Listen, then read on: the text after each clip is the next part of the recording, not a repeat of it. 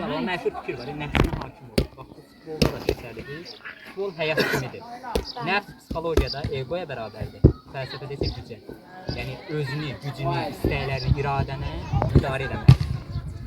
Bax, yəni futbolda tərri su içmək, bir qədər özünüzə hakim olun, özünün tərini soysun, özünü fikir də təsvir edin. Yəni, tərri su içəndə sabah ziyan özünüzə gələcək. Bəli, nəfsinə, yəni istəklərinə hakim olur. Bir qədər hakim olursunuz, özünü kontrol olun. Futbol həyat kimidir. Həyatda da necə bəzən belə aqressiv oluruq, amma özümüzə hakim olmalıyıq ki, təsadüflərə yol açmayaq. Aqressiyamızı idarə edək. Futbolda da elədir. Bəzən görürsünüz, dayanırıq, gözləyirik, müşahidə edirik, bəzən ani qərar veririk. Futbol həyat kimidir. Yəni, bunu sadəcə əyləncə kimi baxmayın, elə həyatdır.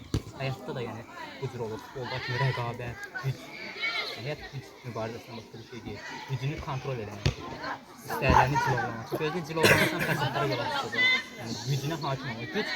Gücü əldə etmək əsas deyil, o gücü kontrol edə bilmək əsas.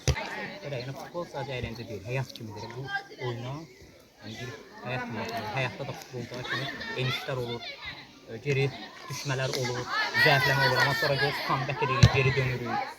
Məğlubiyyətlər olacaq həyatda da, bəzən zəif anlarımız olacaq, amma onu o saat təslim olmamalıyıq. Futbolda kimi, necə ki, o təslim oluruz, comeback edirik, həyatda da. Futbol bir həyat kimidir.